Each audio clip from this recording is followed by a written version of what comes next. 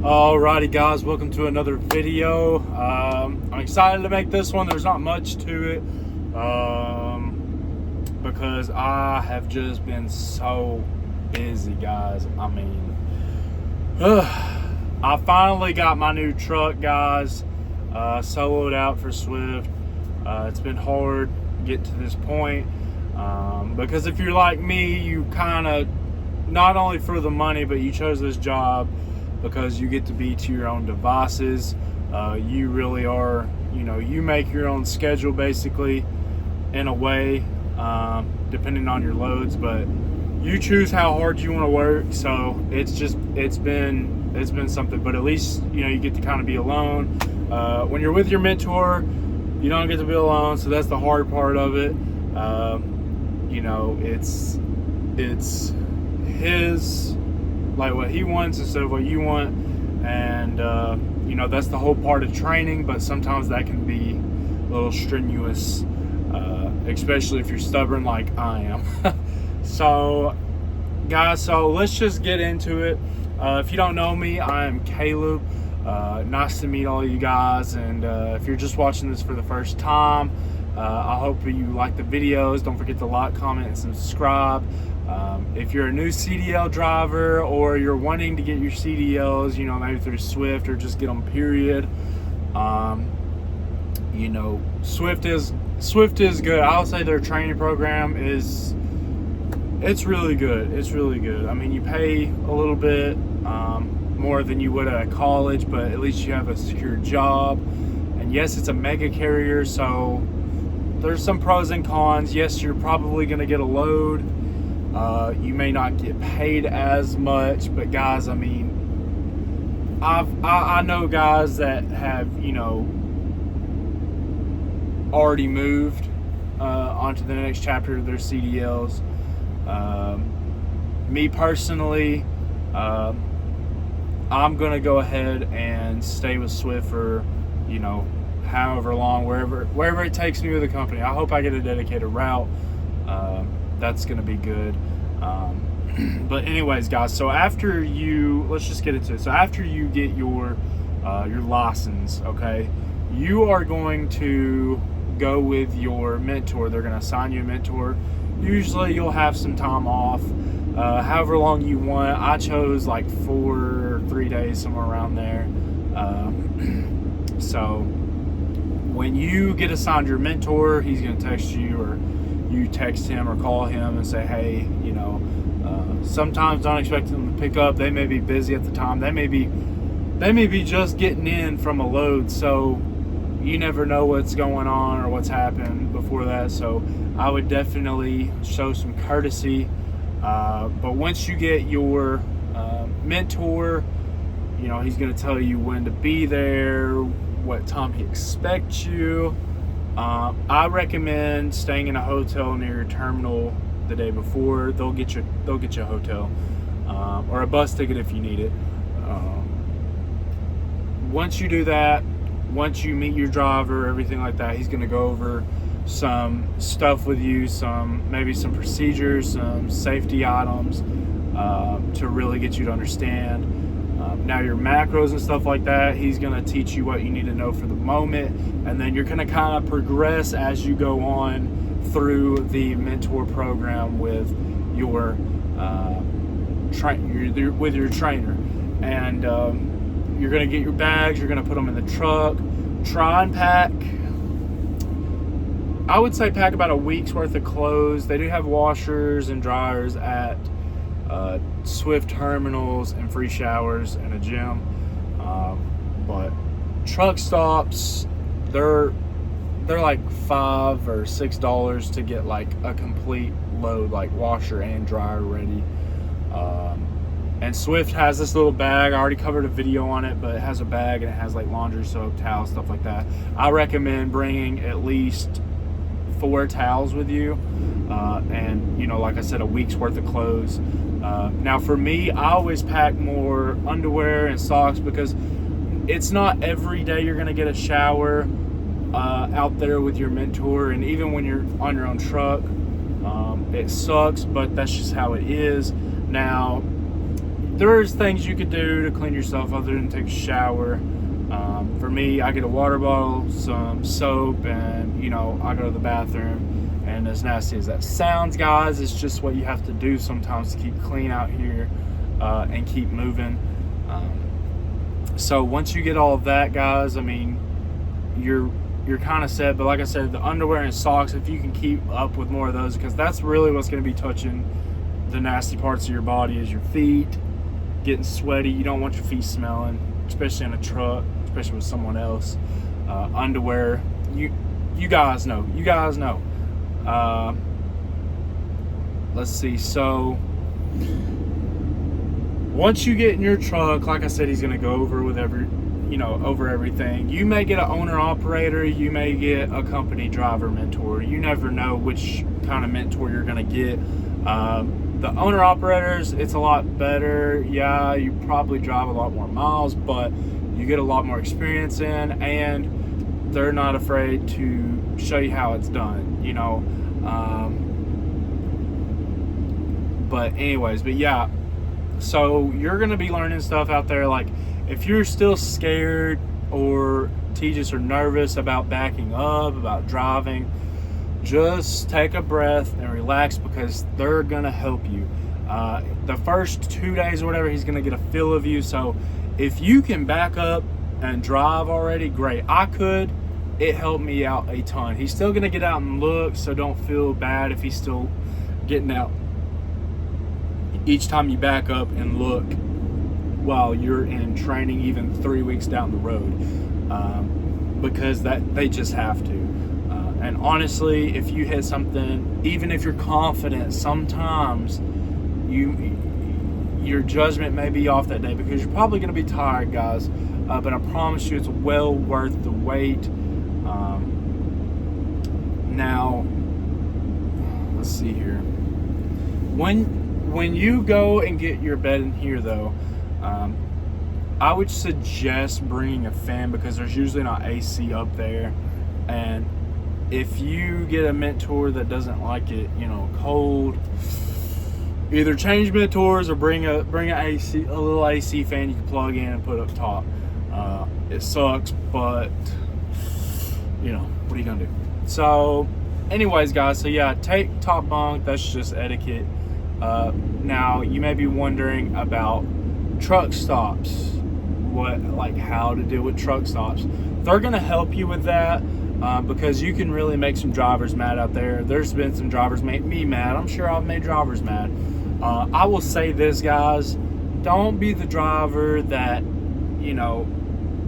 gets out of his truck and goes and takes a shower in the fuel island. Even if you pull up and you allow the person behind you to get fuel, don't go take a shower, because I promise you, you will not have enough time. Or take a crap. I would suggest parking. No matter what, unless your mentor explicitly says not to, because and definitely ask him before, because there's sometimes if you got to go take a crap, and usually you won't take showers until the end of the day anyways, but if you gotta go take a crap, then he may go and park the truck while you gotta do that. So you never know. But yeah, and definitely, guys, unless you're going to take a shower, don't hop out in flip-flops. I mean, unless you're parked and you got flip-flops on, that's fine. But I mean, and it's not really just a judgment thing from drivers. It's more or less a danger thing. Because yeah, you want to be comfortable when you drive, but in all honesty, having flip-flops on, it could get caught and you may not be able to find the brake in time. I mean, there's just so many things that could happen with wearing flip-flops. I wear a pair of Hey Dudes.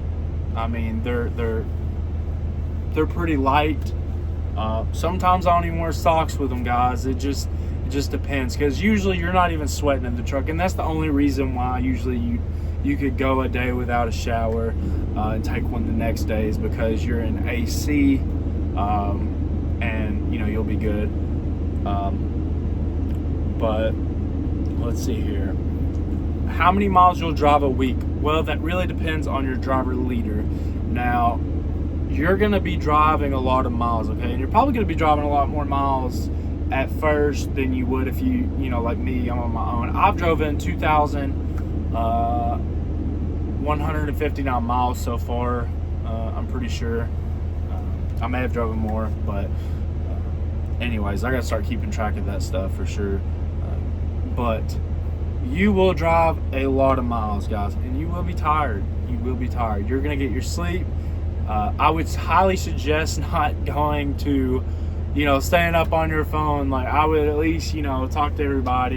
You'll get to talk to them, you know, whenever you can, but because you'll get to stop every once in a while. You know, it's not like you're just driving straight up. Every once in a while you will, because you'll have to. It's pretty simple, guys. It's not like a big crazy deal out here.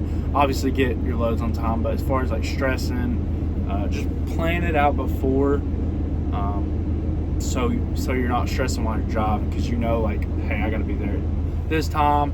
And I would definitely say, when you go to trip plan to see how many hours it's gonna take, I wouldn't just look on the GPS and be like, okay, that's how long it's gonna take. I would register at about 50. Most drivers say 55. I say 50, especially while you're new, because there's just so many things like, okay, I ran into this problem, I don't know what to do, I gotta find someone to call, this may take a little bit. Anything can happen, guys. So I would judge it at about 50 miles per hour, and just kind of do it that way.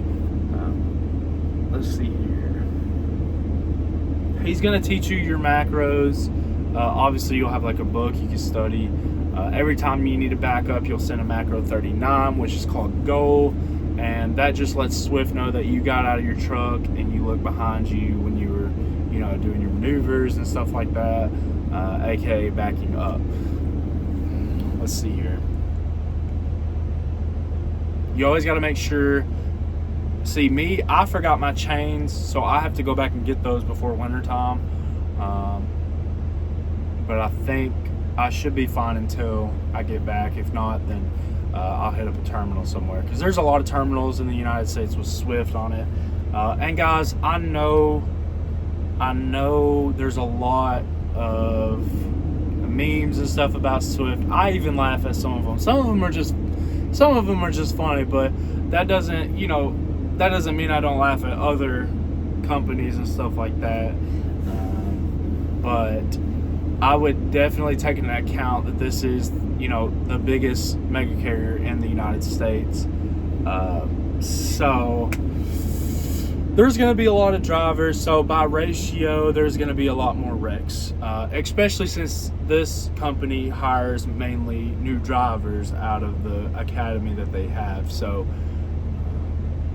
you know, you got a lot of people and you got a lot of new people. So that right there, those two things, of course, it's going to make it look like Swift has just terrible drivers all the way around.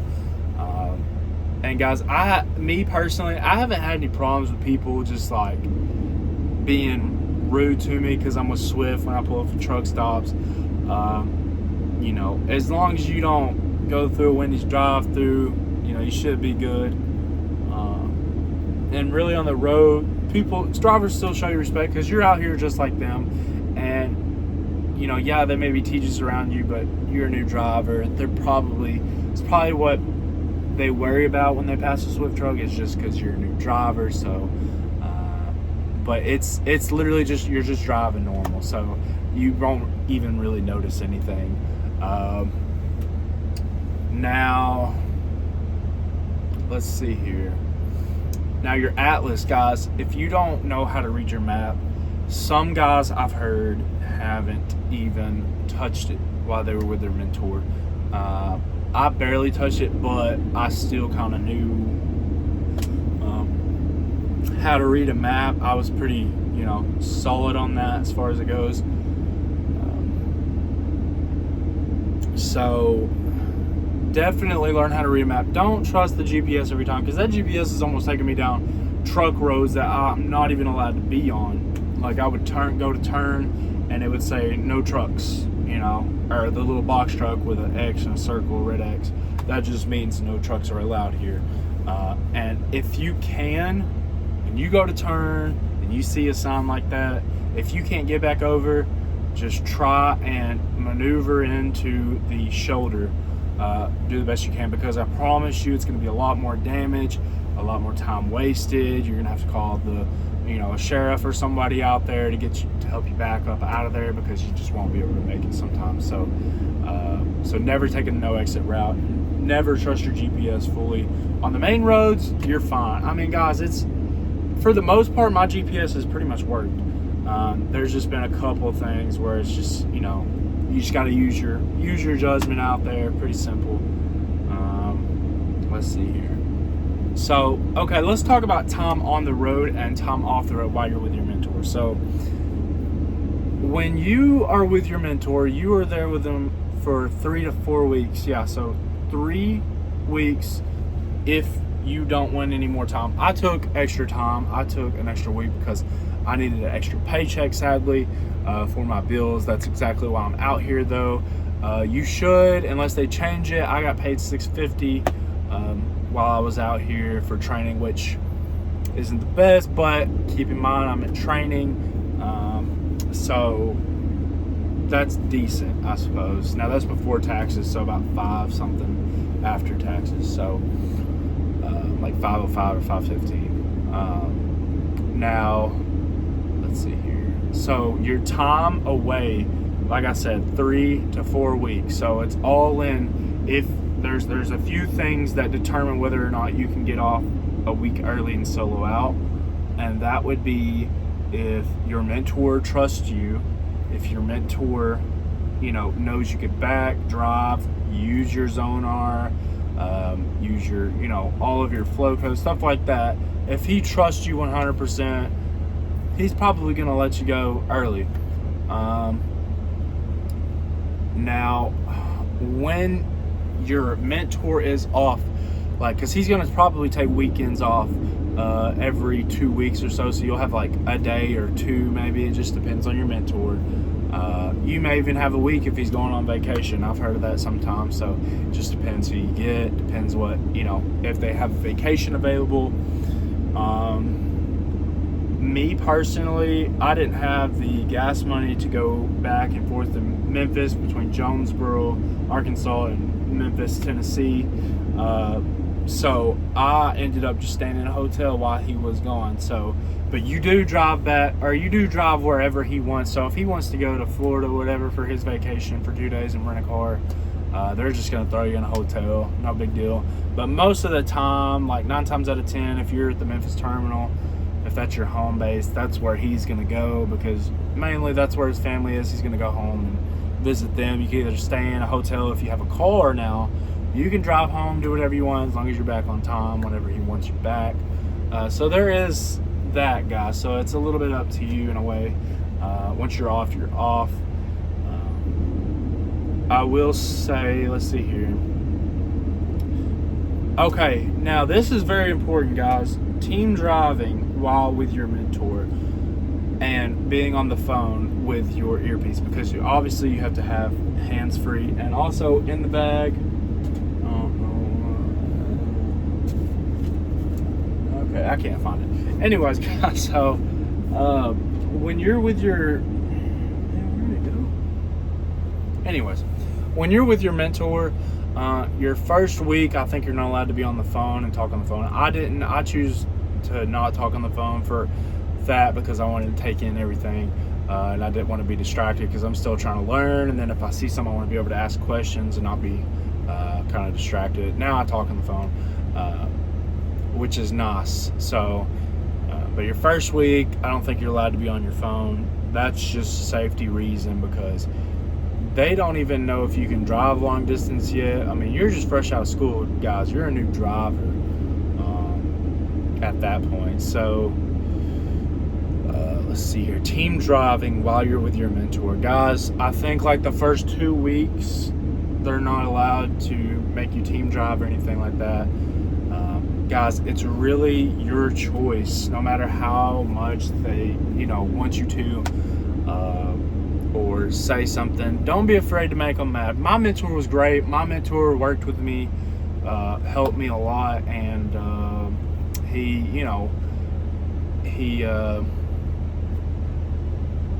was okay with me not team driving after those 2 weeks, because because they got to make sure you can do it, you know, by yourself or whatever. But there will be times where he'll get up and drive while you're sleeping. If you don't want that, guys, and if your mentor is like crazy, in the sense of like you have to do this, just say I want another mentor, because I'm not team driving. Just put your foot down, guys. That's all you can do. Be respectful, obviously, but put your foot down. And more than likely, he's not going to throw you out of the truck for it.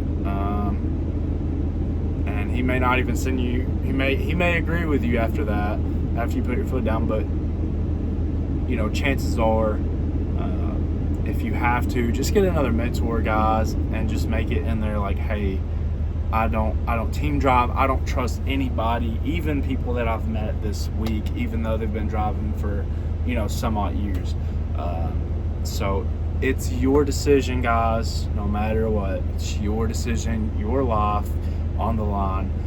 If you want to do it, and I mean, there's people that's done it, and it's fine, but you know, you're getting paid the same no matter what, so it's your preference. If you sleep better while the truck is moving, go for it. I mean, I fell asleep one time while he was driving, and there was like a truck on the opposite side of the highway. It was really foggy, you know what I mean? And I guess that driver just got lost. I mean, you could see a little bit, but he just came out of nowhere on the side of the road. So I woke up and I was like, I'm not doing this anymore. I'm not gonna be falling asleep anymore.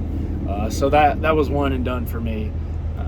But it was pretty good sleep. I've even gotten so tired where I fell asleep in the chair while we were moving, because you know, you got to get loads done, and if you don't want to team drive,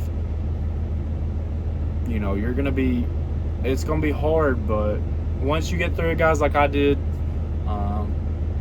that's it. You're on your own. You know, you get to be your own person out here, really. I mean, I had 9 hours on my 70 clock. I should have took it, but I was already off, waiting for my next load. So they said I had like 17 hours until my 70 reset. So I was like, hey, I'll just wait that out, and if that makes it reset faster. So bada bing, bada boom. So give myself enough time while I'm still new and not press things. And guys, let's talk about loads. Actually, you know what? We'll save that for the next video, on my solo video, per se.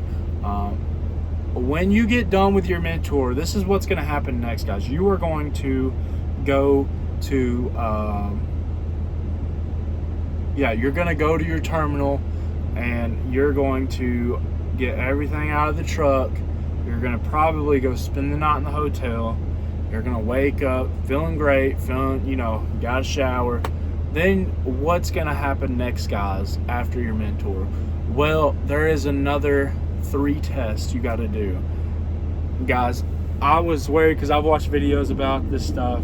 I was worried about it, but guys, for the most part, it's open book. Some things are a little confusing, but in a general sense, it's a written test, but in a general sense, you should be over to get it. You should be over to, pretty well understand everything by then. So you should pass. I mean, I passed, and I'm just not good with tests.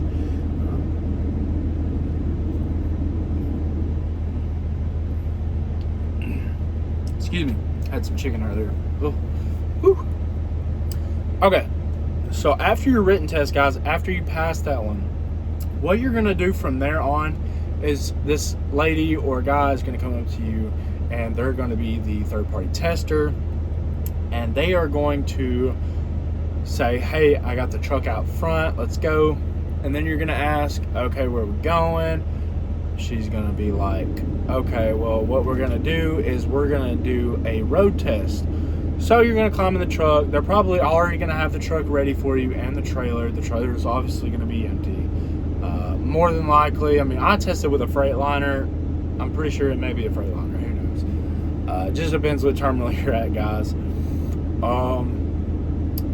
But when you drive, you're just it's not even gonna be as pressured as your test getting your license, because that was just, for me, that was just nerve-wracking. I knew how to drive, but dadgum. And the time you have to drive is a little bit less. I feel like maybe just because being on the road for hours and hours, it felt a little quicker. I don't know, but just felt like we did a couple turns and came right back. You never really hit the highway, I don't think, on the main roads, just service roads and stuff like that. Making sure you can turn, making sure you can, stop, and you got your Stellgreen procedures down, stuff like that. You're looking, hovering over your brake on your Stellgreen procedures. You don't have to do a pre-trip again. They already pre-trip it for you, which I guess if you want to, go ahead and pre-trip it. You're the driver, just to make sure everything's okay, because they give you that option. But when you go and you get back, if you pass, it's going to be pretty obvious. They're going to say, okay, drive on back there. We're going to do your backing test. Now, once you do your backing test, guys, I mean, it's pretty simple. You have ample amount of room, I would say, because when you're backing into truck stops and stuff, it's a little bit tighter. So by that time, when you get there, it's like, okay, this is a lot of room. I got this.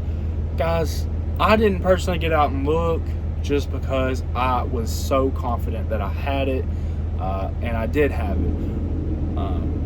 But guys, I would definitely recommend, because every driver is different. I really understood my rig, and I understood my trailer, what it was doing, where it was going. And if you're not confident, if you second guess yourself when you're driving, and even if you get a lack of frustration when backing up, just get out and look. Now, don't get out and look 1,000 times, because I don't know what the fail point is for that, or pull-ups. You're going to back in between two trailers. It's going to be pretty simple. You should have enough room. Get out and look. Go to your right side. Check it. Look and see if you have room to make that turn in. And you won't have to do any blind sides or anything like that, or straight up 90s. All you got to do is pull in, angle it, and then back in. It's pretty simple. So it's kind of like an offset almost, just a little bit of a broader offset. But guys, I'm coming up here on the 30 mark. My time here. I'm trying to think if there's anything else.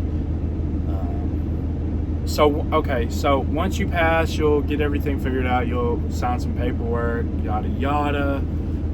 Oh yeah, here's something that's very important that you may be scared of, because I know when they say you have to pay back with your paychecks, your schooling, stuff like that, your hotels. They don't take it out of your checks for when you are with your mentor. So you have 3 or 4 checks that, with your mentor, that's not even going to be taken out of for the hotel or anything. So that $650, before tax, is going directly to you. Nothing else is being taken out of it besides tax. So that is great that they do that. That helps a lot get you back on your feet, because the process from point A to solo is lengthy. And I would, if you're just now first watching this, guys, I would suggest saving your money before you do this. I couldn't, sadly.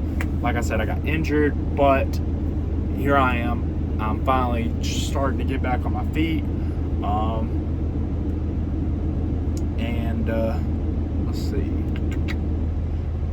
But yeah, guys, so they won't start doing it until your first check, when you're actually out on the road by yourself. And I'll go ahead and say this in this video, but don't be afraid to get miles on your first week. If you are fully capable of being on time, and you know how to pre-plan and everything like that, guys, get as many miles as you can. As soon as you're done and you have time on your clock, look for another load, pre-plan, get that done. Because guys, we get paid by the mile after that, so after your mentorship, so definitely take that into account. That's why I say learn everything you can while you're with your mentor, because it makes it so much easier, guys, when you are actually out on your own. Because I'll say this, now don't make mistakes on the road, as far be a perfect driver, but make your stupid mistakes, I should say, while you're with your mentor, in your Zonar or whatever. Obviously, don't go in the wrong direction 1,000, miles or whatever. Hopefully that's impossible. Hopefully the mentors are paying attention. But anyways, guys, so that's pretty much it. After you solo out, probably you'll get to be off. Yeah, so after you're done with your mentor, you won't go directly home. You'll go home after you test out and stuff like that. But I went home for about 3 to 4 days, so that was nice. But after that, when you go back, I mean, guys, after that, you're officially a driver. So take it what you will. I stayed with Swift. We're gonna ride it out, see how it goes. Like I said, I really want a dedicated route. I really need a dedicated route, to be honest. On the road is great, but I would like to make a little bit more money and be home a little bit more. But yeah, guys, if you take anything away from this, guys, just pay attention, use etiquette. Even if your mentor, if you think he's just being a complete ASS, guys, I mean, sometimes I know it's gonna feel that way, but just try and brush it off, as long as it's not like too crazy, personal. Don't take disrespect, but definitely, you're a man out here, guys. I mean, you're your own man, so do what you will, but try not to fight everybody, all your mentors, because that'll get you kicked out quick. So, and all this would have been for nothing. So just definitely do what you can out here and try your best. So once you're on your own, guys, I'm sure this is what a lot of you came here for, is to be on your own. Once you're on your own, you ain't got to deal with nobody except for traffic and stuff like that, and your driver leader, but they're not right there, so it doesn't even matter if you're mad at them or not. Just brush it off, guys. I mean, for me, my own truck, I got an iPad. I'm about to have a TV in here. I got a refrigerator right there, and I'll kind of show you guys probably the next time I'm out, or maybe in a week, because I really got to clean my truck, because when I got in, I didn't get to organize enough. But and I will show you all my truck once I get it. But while you're with your mentor, you may go to the mountains, you may go to New Jersey, you may go to Florida. I mean, the whole country is Swift's, tool. So, or I should say tool, you know what I mean? They could drive anywhere, basically. They have the permits for everything. So, wherever your driver leader gets sent, or your driver mentor gets sent, that's where you're going. I never went to the mountains. I went to New Jersey. I hated New Jersey. Don't want to go back. Probably won't go back. Hopefully not. But anyways, guys, so yeah, that's basically your mentorship in a nutshell. Pretty basic, really, as long as you just pay attention. So, and guys, my next video, I'll be talking about my solo, my experience, and probably my first paycheck with Swift, or first 2 paychecks maybe, just to kind of, depending on the pay period, how it is. But like I said, I've already gotten 2,195 miles so far, maybe a little bit more. So that's not bad for my first week. So Swift does, if you want the miles, they will give it to you, and as long as they trust you, they will give you the miles. And yeah, so guys, I'll say that is probably it for this video. I hope everybody has a wonderful day. And I know there is a bunch of hurricanes going on right now. One that just passed, Helene, and then one that's coming up in Florida, Melton, I think it is. So there's going to be a lot of truckers out there. I opted to stay away from Florida because it's just anywhere near Florida. I'm talking, South Carolina or anything. So I got pushed into North Carolina right now, so I'm safe. But for the truckers that are stopped up there and maybe couldn't get out, just keep those in your prayers, guys. But anyways, I hope everybody has a wonderful day, and I will see you guys in my next video.